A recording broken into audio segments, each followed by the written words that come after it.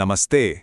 आज के इस नए विश्लेषण में हम 17वीं शताब्दी के एक ऐसे ऐतिहासिक व्यक्तित्व पर बात करने वाले हैं जिनका नाम सुनते ही भारतीय इतिहास में एक अलग ही ऊर्जा का संचार हो जाता है। शिवाजी। ये सिर्फ तलवारबाजी या युद्ध की कहानी नहीं है। ये कहानी है एक ऐसे महत्वाकांक्षी व्यक्ति की जिसने उस दौर के सबसे विशाल और ताकतवर साम्राज्यों की नींव हिला दी और एक बिल्कुल नए साम्राज्य को खड़ा कर दिया। आज हम सिर्फ युद्धों की बात नहीं करेंगे, बल्कि ये समझने की कोशिश करेंगे कि इतिहास के पन्नों से लेकर आज की आधुनिक राजनीति तक शिवाजी की पहचान एक व्यक्ति, एक सम्राट और एक किंवदंती के रूप में आखिर कैसे विकसित हुई। अब जरा इस बात पर गौर कीजिए। तत्कालीन मुगल सम्राट औरंगजेब ने शिवाजी को एक पहाड़ी चूहा कहा था। सुनने में तो ये सीधा सीधा एक अपमान लगता है ना? ऐसा इसलिए कहा गया क्योंकि शिवाजी मुगलों की भारी भरकम सेनाओं के सामने खुले मैदान में लड़ने से बचते थे।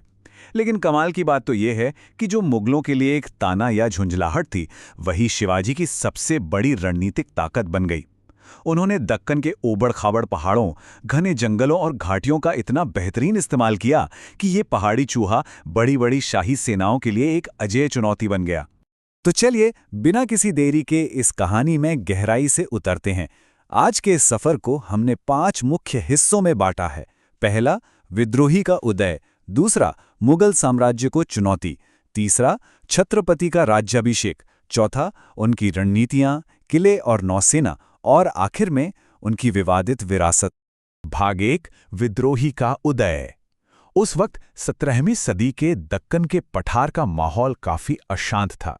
बीजापुर, अहमदनगर और गोलकुंडा जैसी विशाल इस्लामी सल्तनतों का राज था। वहीं एक युवा योद्धा अपना रास्ता खुद बनाने की ठान रहा था।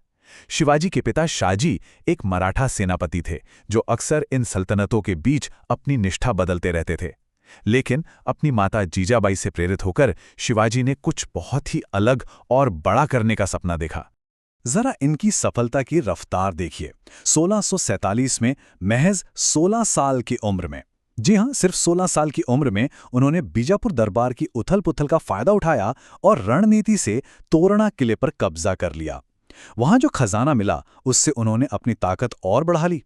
1648 और 1649 आते-आते पुरंदर और चाकण जैसे अहम किले भी उनके पास थे।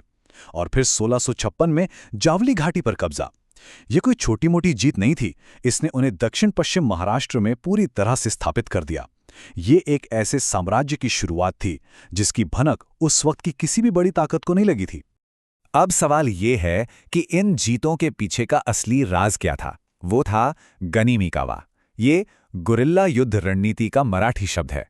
शिवाजी बहुत अच्छे से जानते थे कि उनकी छोटी सी सेना, जिसमें ज्यादातर स्थानीय किसान थे, वो भारी तोपखानों और विशाल घुड़सवार सेनाओं का सीधे सीधे सामना नहीं कर सकती। इसलिए उन्होंने गति, अचानक हमले और पीछे हटने की कमाल की रणनीति अपनाई। वे जानते थे कि बड़ी शाही सेनाओं की सबसे बड़ी कमजोरी उनका रसद या सप्लाई चेन है।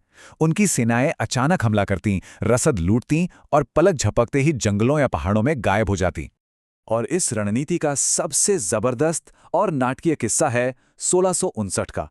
बीजापुर सल्तनत ने शिवाजी को हमेशा के लिए खत्म करने के लिए अपने सबसे खूंखार सेनापति अफजल खां को भेजा। दोनों सेनाएं प्रतापगढ़ किले के पास आमने सामने थी। जब कोई नतीजा नहीं निकला तो एक निजी शांति वार्ता तय हुई। शिवाजी कोई जोखिम नहीं लेना चाहते थे। उन्हें खान की नीयत पर शक था। इसलिए उन्होंने अपने कपड़ों के नीचे एक लोहे का कवच पहन लिया और हाथ में बाघ नख यानी लोहे के बाघ के पंजे छिपा लिए।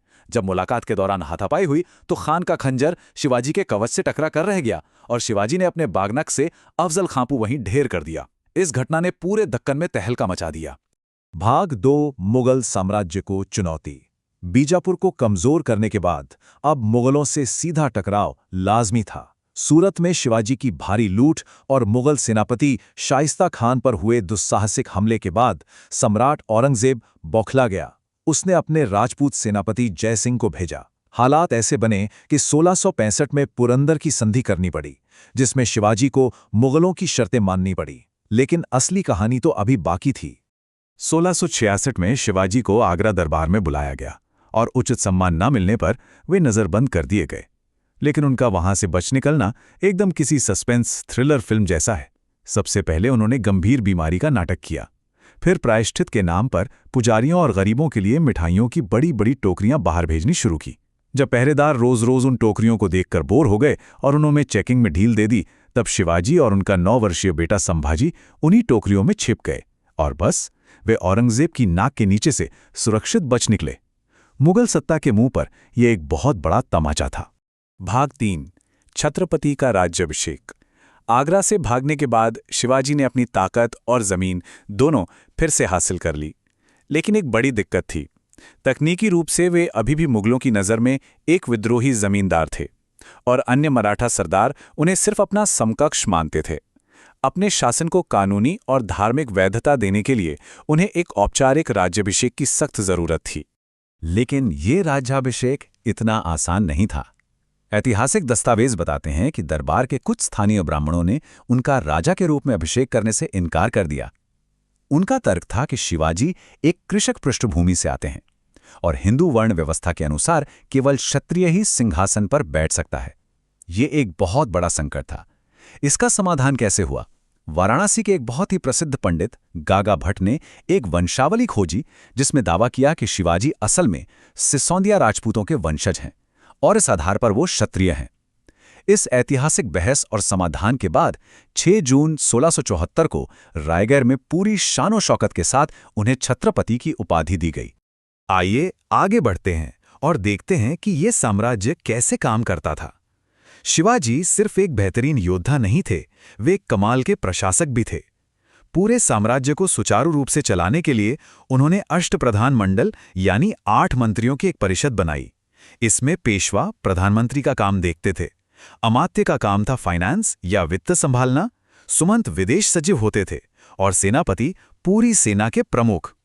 ये प्रशासनिक ढांचा इतना मजबूत और स्पष्ट था कि ये मराठा साम्राज्य के पतन तक उनके काम आया। भाग 4, रणनीतियां, किले और नौसेना। अब जरा उस सैन्य बुनियादी ढांचे की बात करते हैं जिसने इस पूरे साम्राज्य को एक अभेद्य दीवार बना दिया था। शिवाजी की दूरदृष्टि सिर्फ जमीन के टुकड़ों तक सीमित नहीं थी। पहाड़ों की सबसे ऊंची चोटियों से लेकर समुद्र की लहरों तक उनकी नजर थी। जरा इस नंबर पे गौर कीजिए, 240 से 280। इतिहासकार जदुनाथ सरकार के मुताबिक 1680 में शिवाजी की मृत्यु के समय तक उनके पास लगभग इतने पहाड़ी किले थे। ये किले सिर्फ इमारतें नहीं बल्कि यूं कहिए कि पूरे मराठा साम्राज्य की रीढ़ थे।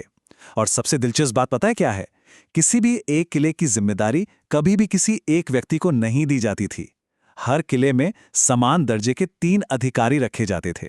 इसका मतलब था कि कोई एक व्यक्ति दुश्मन से रिश्वत लेकर या लालच में आकर धोखा नहीं दे सकता था। सोचिए, उस दौर में शक्ति संतुलन का ऐसा बेहतरीन इस्तेमाल। इसके अलावा उनकी सेना की बनावट उनकी व्यावहारिकता का सबसे बड़ा सबूत है। ये सेना बहुत ही विविध थी। इसमें स्थानीय माविल किसान पैदल सेना के तौर पर थे, तो दूर कर्नाटक के तेलंगी बंदूकधारी भी शामिल थे। मराठा हल्की घुड़सवार सेना तो अपनी फुर्ती के लिए जानी ही जाती थी, लेकिन सबसे खास बात, उनकी सेना में शुरुआत से ही मुस्लिम भाड़े के सैनिक और अधिकारी भी शामिल थे। और जब बात नौसेना की आई तो उन्हें पता था कि समुद्री सुरक्षा के बिना कोई राज्य नहीं टिक सकता। इसलिए अपनी नौसेना और सिंधुदुर्ग जैसे किलों के लिए उन्होंने पुर्तगाली नाविकों और गोवन ईसाइयों को नियुक्त किया। वे साफ तौर पर सिर्फ योग्यता को अहमियत देते थे। और अब आते हैं हमारे आखिरी भाग पर, भाग 5, विवादित विरासत। 1680 में शिवाजी का निधन तो हो गया, लेकिन उनकी कहानी वहां खत्म नहीं हुई, बल्कि उनका व्यक्तित्व इतिहास के पन्नों से निकलकर आधुनिक राजनीतिक और सामाजिक विचारधाराओं का एक बहुत बड़ा हिस्सा बन गया। इतिहास के पन्नों में जो दर्ज है और आज जिस तरह से उनकी छवि का इस्तेमाल होता है, उसमें एक दिलचस्प अंतर है। ऐतिहासिक स्रोतों को देखें तो पता चलता है कि उनकी नीतियां समन्वयवादी थीं। उन्होंने मुस्लिम शासकों से युद्ध जरूर किए, लेकिन अपनी सेना में मुसलमानों को ऊंचे पदों पर रखा। सूरत की लूट में ईसाई मिशनरियों को कोई नुकसान नहीं पहुंचाया। लेकिन आधुनिक समय में इस छवि का अपनी अपनी विचारधारा के हिसाब से इस्तेमाल हुआ है। एक तरफ हिंदुत्व विचारधारा से जुड़े समूह उन्हें मुस्लिम शासकों के खिलाफ लड़ने वाले एक कट्टर हिंदू राजा के रूप में देखते हैं, तो दूसरी तरफ 19वीं सदी में ज्योतिराव फुले जैसे समाज सुधारकों ने उन्हें शूद्र और दलितों के नायक के रूप में प्रस्तुत किया, जिन्होंने उस दौर के ब्राह्मणवादी वर्चस्व को चुनौती दी थी। यानी आधुनिक विमर्श में ऐतिहासिक तथ्यों को अपनी अपनी जरूरत के हिसाब से चुना और उभारा जाता है। और यहीं पर हमारा आज का ये विश्लेषण खत्म होता है, लेकिन जाते जाते ये एक बड़ा सवाल छोड़ जाता है। 17वीं सदी का एक राजा आखिर 21वीं सदी की राजनीतिक और सामाजिक पहचानों के लिए सबसे बड़ा दर्पण कैसे बन जाता है? एक जमींदार के बेटे से एक विद्रोही, एक बेहतरीन प्रशासक, रणनीतिकार और अंत में छत्रपति तक का उनका सफर वाकई कमाल का है। लेकिन ये भी एक कड़वा सच है कि ऐसी ऐतिहासिक हस्तियों को कभी भी अतीत के पन्नों में शांति से नहीं छोड़ा जाता। उन्हें वर्तमान की ज़रूरतों के हिसाब से बार बार गढ़ा जाता है। इस पर ज़रूर विचार कीजिएगा। आज के लिए बस इतना ही। जुड़ने के लिए बहुत बहुत धन्यवाद।